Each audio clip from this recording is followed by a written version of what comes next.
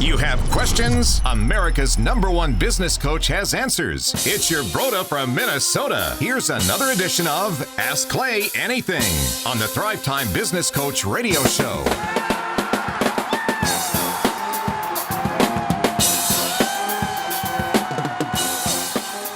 Good morning, Thrive Nation, and welcome to another edition of the Thrive Time Show on your radio and podcast download. It is the morning of a conference. On this edition of the Thrive Time Show, I answer a question from a listener who asks the following question. What is the best practice when to recover when you've mixed personal and business funds? And the second question is, when checking on a trademark for a podcast, for example, the Thrive Time Show, must you go through a lawyer, or is there another method, such as a consulting firm like the Thrive Time Show, for a do-it-yourself method? All right, let's start with the first question. And I'm recording this show at 4:27 on the morning of our October conference. So therefore, if you hear some background noise such as sprinkler systems or maybe randos walking around, it is because I'm behind the building here outside recording today's show, because inside everybody at 4:27 in the morning is finishing setting up for the conference.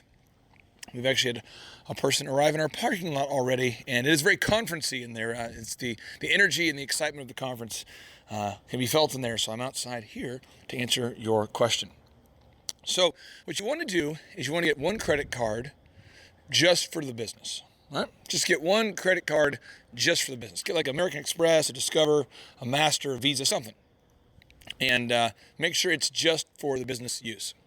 Then get another card that's just for the personal use.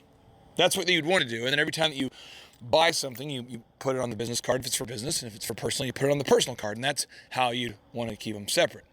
However, in a startup, a lot of times I understand people are all in. So they put in their personal funds to help them make up for their lack of business funds. Because it's really hard for the business to pay for something if the business has no money. So, and again, you'd want to work with your accountant on this, but the big idea would be, if you're out of money in the business account, you'd want to write money from your personal account into the business account, and then the business would want to pay for things. And that's how you do it. So you want to write a personal check from your account into the business account, and then you would want to buy things out of the business account. Now, if you have mixed funds at this point, you're going to need to sit down with a CPA to help you sort it out. And over the years, through the conference, through the radio show, through life, I've met a lot of different accountants, and I can tell you, Hood CPAs is a show sponsor. Also, CCK is the accounting firm I have used personally for years. And I've found that unless you have a professional team to sit down and advise you as to the proper way to do this, you may get yourself in some trouble. And when I say may, you definitely will get yourself in some trouble at some point if you do not hire a professional accountant. But the concept is you would write a check out of your personal account into your business account, and then your business account would buy things. You do not want to commingle funds due to legal exposure. Essentially, when you get sued, and you will at some point, if you own a business and you do more than $1 million a year of gross revenue, if you look up the statistics out there today, it's not encouraging, but the average small business owner will be sued or involved in some sort of litigation at least once every 3 to 4 years. And that's just the statistics. That's just what you're going to find if you look it up today. There's articles out there and you can find in Forbes. There's articles you can find in Fast Company and Entrepreneur.com. And they all say roughly the same thing, is that if you are in business, you're going to get involved in some kind of litigation at some point, because we're in a very sue-happy culture where if I'm not happy with my life, maybe I'm not happy with my job, or I'm not making enough money, or I'm not, things aren't going well, then a lot of people in our culture today love to sue somebody. And they like to sue businesses because they perceive that a business owner may have more money than the average American. And therefore, they will file a lawsuit against you as a business. And if you go to court and it is shown that you are commingling funds, as in you are using your business for personal things and vice versa, you may lose the benefit of having a limited liability corporation, and then you can be personally liable for things that happen, as opposed to being liable just as a business. So again, if you've already commingled, you really need to sit down with an accountant, with a CPA of some kind, a certified public accountant. I personally have worked with Hood CPAs and CCKs, who I use for all my accounting needs. I've used them for a long time, well before meeting Paul Hood and his team at Hood CPAs. However, many of our clients have used Hood CPAs, and I would just say you need to have an accountant that you can trust. Also, there's a wonderful CPA who happens to be a member of the Thrive Nation as well, by the name of Amy Baltimore. And if you do a search for Amy Baltimore CPAs, I have great things to say about her as well. Now, the next question is when you're checking on a trademark for a podcast, for example, the Thrive Time Show, must you go through a lawyer? Yes. I recommend wintersking.com, wintersking.com. That's who I've used for years. That's my personal attorney. That law firm has represented everybody from Joel Osteen's books to T.D. Jakes, to Pastor Craig Rochelle, to Joyce Meyer. And that's who I've used for a long, long time. And I would definitely use a lawyer to check on the name before you start using it. It is so important that you do that, because at some point, somebody is going to say that you don't have the permission or ability to use that name. So again, I would encourage you to go through an attorney, such as wintersking.com, to get permission to use said name. And that process usually costs around $1,500. So the way you do it is you make a list of all the names that you wouldn't mind going by. Make a list of all the names that you would like to go by.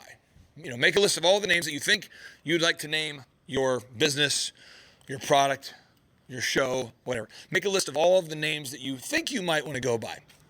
All of them. Just make a big old list. Then take that list and meet with somebody like Winters and King, a quality attorney you can trust, and say, tell me which of these names I can use.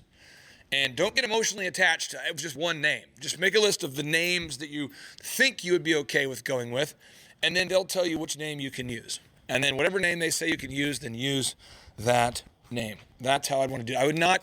That's how you want to do it. I would not go about this on your own without using some type of professional legal advice, seeking legal advice for this. You just want to make sure that an attorney has done all the possible searches to make sure that this name is not being used by somebody else who's already staking claim to the rights of the name.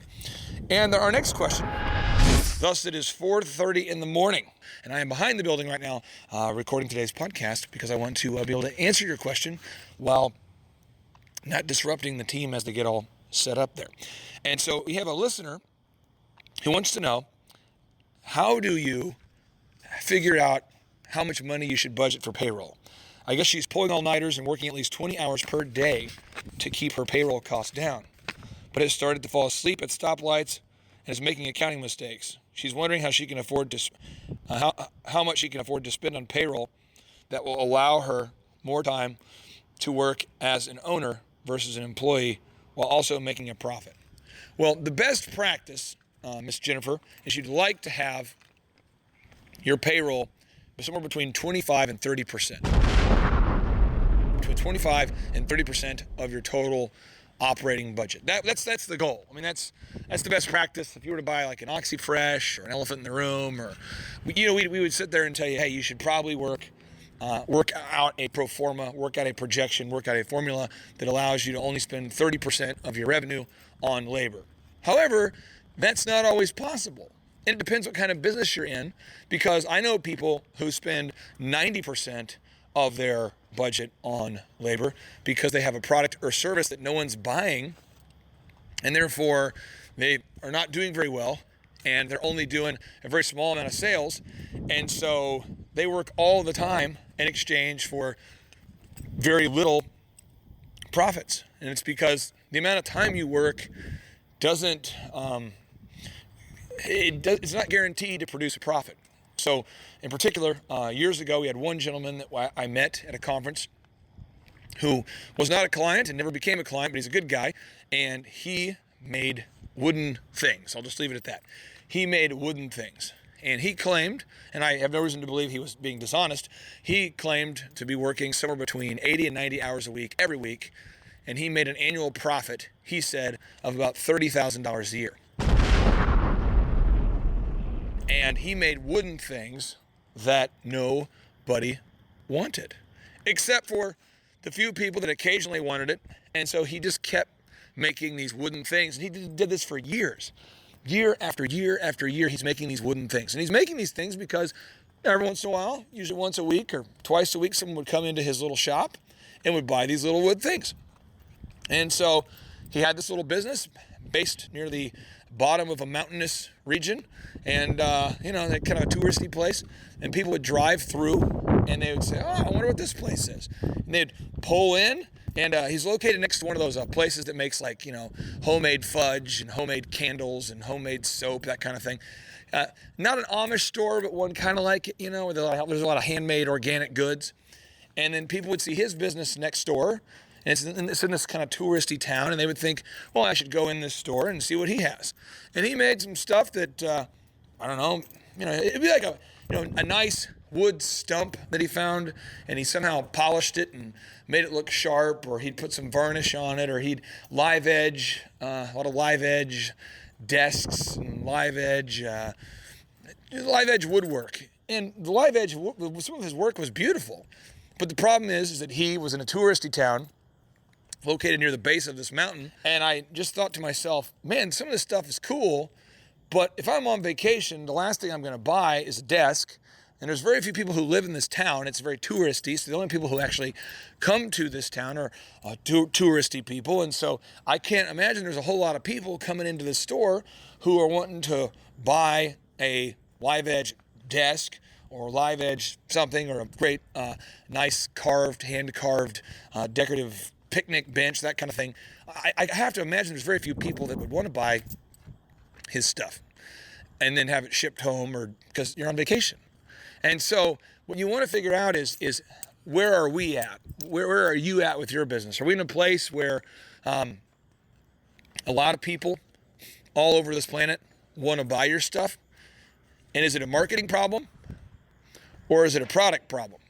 Because if it is a marketing problem, if it is something where people sincerely and legitimately say, wow, this is awesome, and all we have to do is get it in front of more people, then that's just a marketing problem.